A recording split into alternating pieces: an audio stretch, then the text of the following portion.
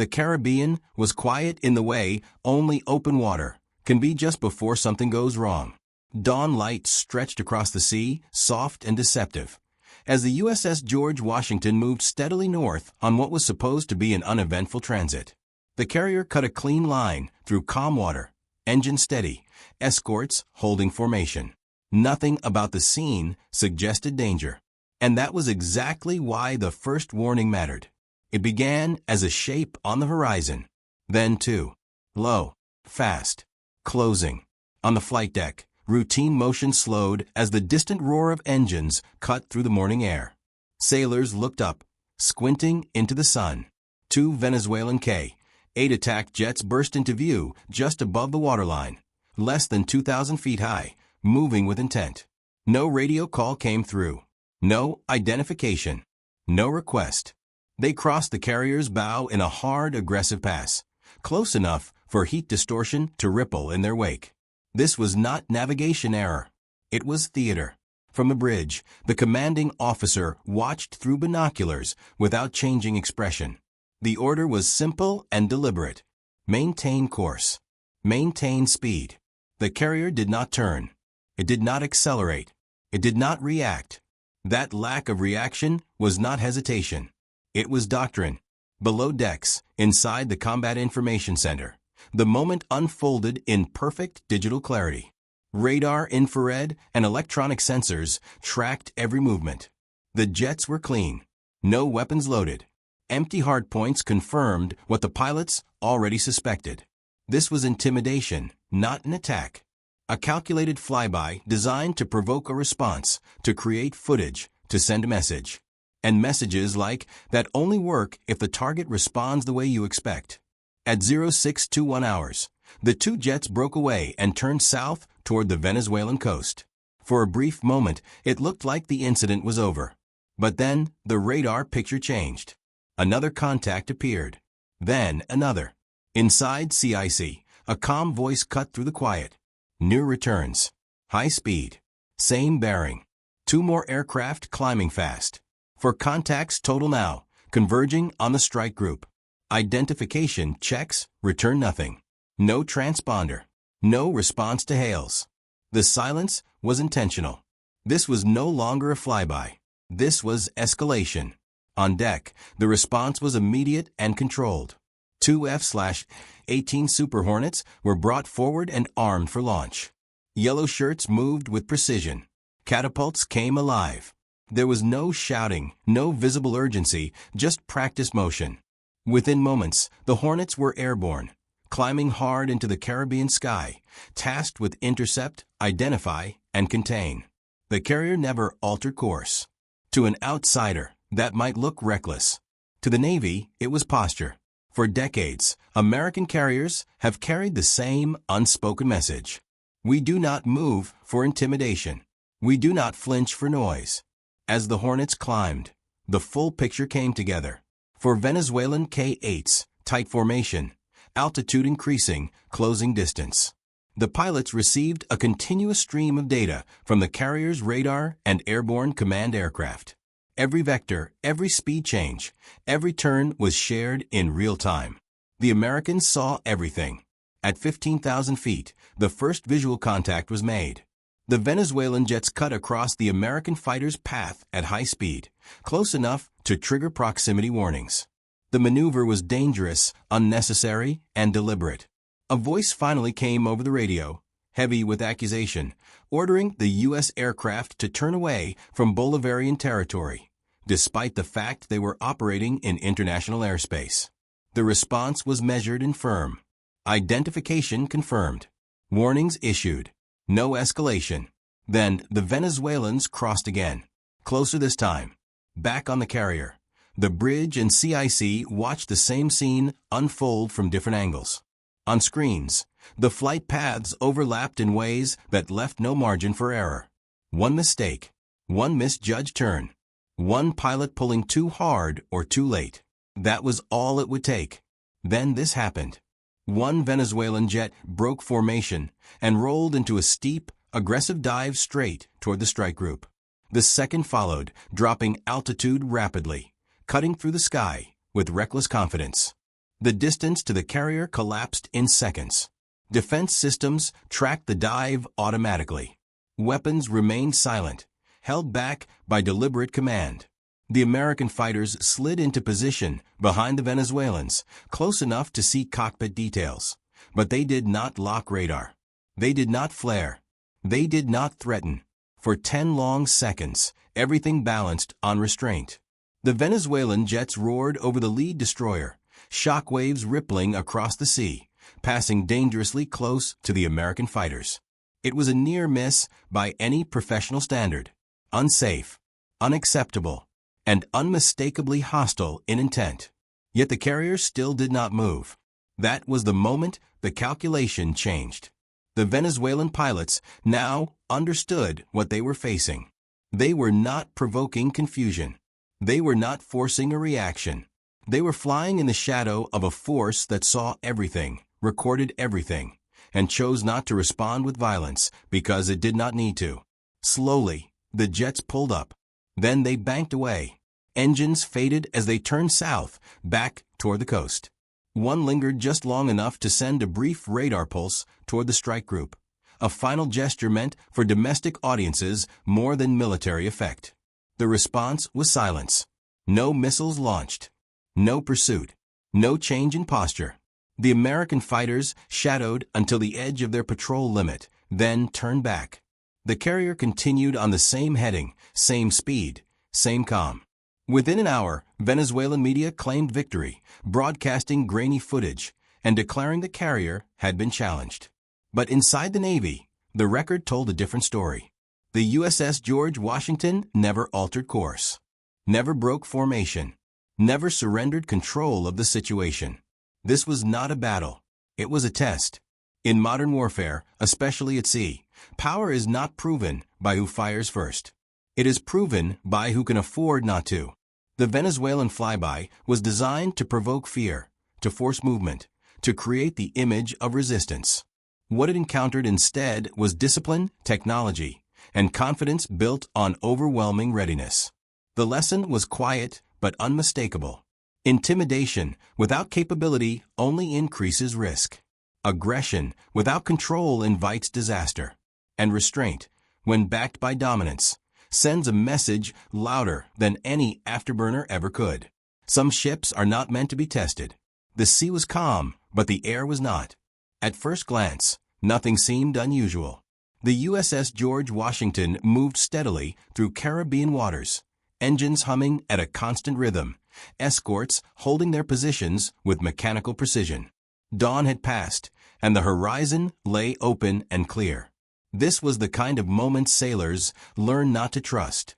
Calm like this never lasts forever. The provocation did not announce itself with words. It arrived as motion. High-speed aircraft cut into the airspace near the strike group, low and aggressive, pushing sound ahead of them. They were not lost. They were not early. They were exactly where they intended to be. And they wanted to be seen. On the bridge of the carrier, there was no sudden movement. No raised voices. The commanding officer studied the scene, absorbed the information coming in from every direction, and made the same decision American carrier commanders have made for generations. Maintain course. Maintain speed. That choice was not stubbornness. It was doctrine. The United States Navy does not respond to intimidation with panic. It responds with control. The carrier did not turn away. It did not accelerate. It did not slow. The message was clear to anyone watching closely. This ship would not be moved by noise. Below decks, the ship came alive in a different way. Sensors locked on. Radar plots sharpened. Electronic systems began building a complete picture of the sky around the strike group. Every aircraft, every movement, every deviation was captured and shared. The response was immediate, but it was invisible. This was the first miscalculation. The aircraft circling the carrier expected reaction. They expected course changes, warnings, urgency. Instead, they were met with silence. Not ignorance. Not weakness. Silence backed by awareness. As the situation developed, the response remained deliberate. F-18 Super Hornets were launched, not in anger, but in order. Their task was not to threaten. It was to intercept, identify, and contain. They climbed into the sky with calm authority, guided by a web of data fed from the carrier, its escorts, and airborne command platforms overhead. Around the carrier, destroyers adjusted their positions slightly, tightening the defensive screen. The movement was subtle, barely visible from a distance, but tactically decisive. Every angle was covered, every approach monitored. The strike group closed ranks, without ever appearing to do so. This was control without display. Above the water, the American fighters met the approaching aircraft. The encounter was tense, close, and deliberate. Unsafe maneuvers followed. Aggressive passes, tight spacing meant to provoke instinctive reactions. But the American pilots did not chase. They did not lock radar. They did not flare or maneuver aggressively. They held position, shadowing quietly, recording everything. That restraint was intentional. At every moment, weapons were ready. Defense systems tracked automatically. Engagement solutions existed long before any human hand would need to act. But they remained unused. Technology did not drive the response. Judgment did. Then this happened. One of the opposing aircraft broke formation and moved in sharply, diving toward the strike group at low altitude. The distance collapsed fast. To an untrained eye, it looked reckless. To professionals, it was a deliberate test, pushing just short of the point where reaction becomes unavoidable. In that moment, the entire system responded without a sound. Tracking tightened. Defensive systems aligned. Fighters adjusted position by instinct and training alone. And still, no weapons were fired. No warnings escalated. The carrier did not deviate even a fraction from its course. The absence of reaction became the loudest signal in the sky. That was when the realization began to set in. The pilots pushing the encounter understood something crucial. They were not controlling this situation. They were flying inside it. Every move they made was anticipated. Every turn was measured. Every pass was logged. The strike group was not reacting to them. It was absorbing them. Discipline under pressure is not passive. It is active restraint. The American pilots maintained their shadowing posture, neither retreating nor pressing forward. They stayed close enough to make their presence undeniable, yet calm enough to remove any justification for escalation. Defense systems stayed active but silent, tracking without advertising their readiness. The strike group's power was not in motion. It was in stillness. Slowly, the dynamic shifted. The aggressive maneuvers became less precise. The formation loosened. Confidence gave way to caution. The aircraft turned away, first slightly, then decisively, retreating toward the coast they had come from. No pursuit followed. The carrier held course. Speed remained unchanged. The escorts eased back into their original spacing. The fighters stayed with the retreating aircraft only as long as necessary, then peeled away, mission complete. The encounter ended without a single shot fired. From the outside, it may have looked uneventful. No explosions. No dramatic maneuvers. No visible victory. But inside the strike group, the outcome was unmistakable. Control had replaced confrontation. Discipline had prevented war. This is how modern dominance works. Victory is not always about destruction. Sometimes it is about denying the other side the outcome they seek. The provocation aimed to create reaction, to force a moment that could be exploited politically or symbolically. What it met instead was a system designed to deny exactly that. Total situational awareness meant nothing went unseen. Integrated sensors meant nothing went unmeasured. And disciplined command meant nothing went unanswered, even when the answer was silence. The carrier never altered course. That fact mattered more than any missile launch ever could. In the end, the message was delivered without words. Professional forces do not need to shout. They do not need to prove themselves through reckless display. They demonstrate power by remaining unmoved when challenged. In modern warfare, restraint backed by dominance is the ultimate signal. Some ships are not meant to be tested. At first light, The sea looked calm, almost indifferent. The USS George Washington moved through the Caribbean as it always did, steady and deliberate, its massive shape cutting a clean line through open water. To an outside observer, nothing appeared unusual. No alarms. No sudden course changes. Yet beneath that calm surface, something else was unfolding. Sensors were already tracking movement at the edge of the airspace. Signals were being logged. Patterns were forming. This was the kind of moment that never made noise at the beginning, the kind that only revealed its danger after it had passed. If you were standing on that deck, you would not have felt fear. You would have felt control.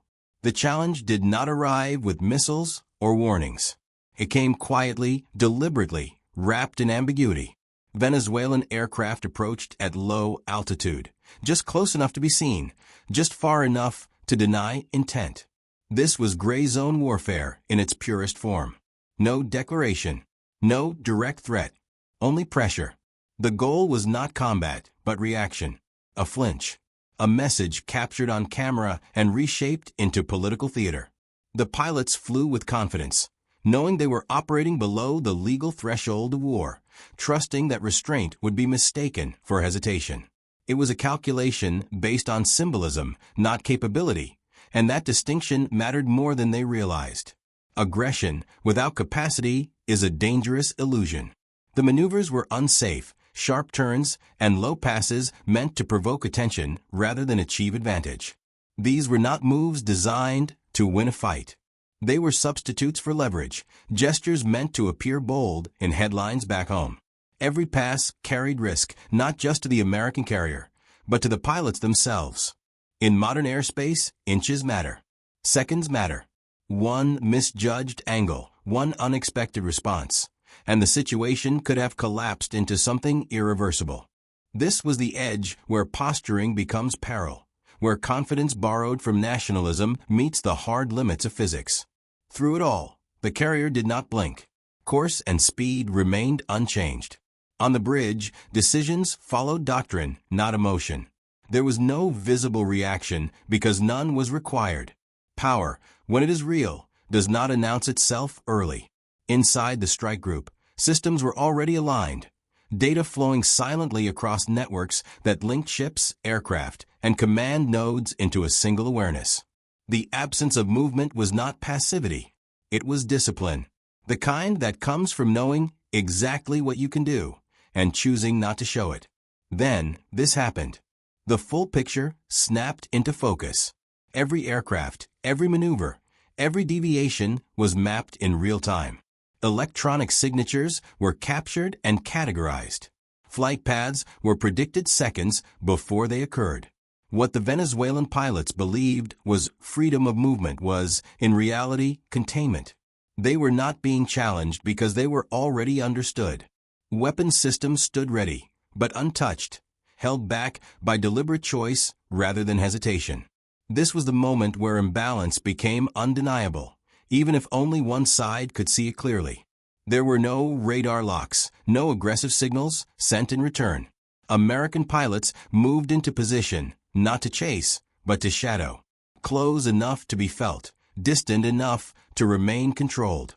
Defense systems stayed active yet silent, their presence implied rather than displayed. The carrier group functioned as it was designed to, a layered structure of awareness and restraint. Every action reinforced a single message without speaking it aloud. Escalation was unnecessary because dominance had already been established. Gradually, the tone in the air shifted. The confident patterns of approach gave way to uncertainty. Maneuvers widened. Altitudes changed. The jets began to disengage, turning back toward the coast they had departed from only minutes earlier. No shots were fired. No orders were broadcast. The USS George Washington never altered its course. The sea returned to its quiet rhythm, as if nothing had happened at all. But something had. Data had been gathered. Limits had been tested and found. The message had been received, even if it would never be publicly acknowledged. What this moment revealed was not just military superiority, but strategic maturity. Modern power is not measured by how quickly force is used, but by how confidently it is withheld. Information mattered more than firepower. Every second of that encounter was logged, analyzed, and stored, not for spectacle, but for deterrence. Narrative control replaced propaganda. Calm replaced confrontation. In the end, the most decisive move was restraint. Some forces do not need to move to be heard. In modern warfare, the first mistake is often the last.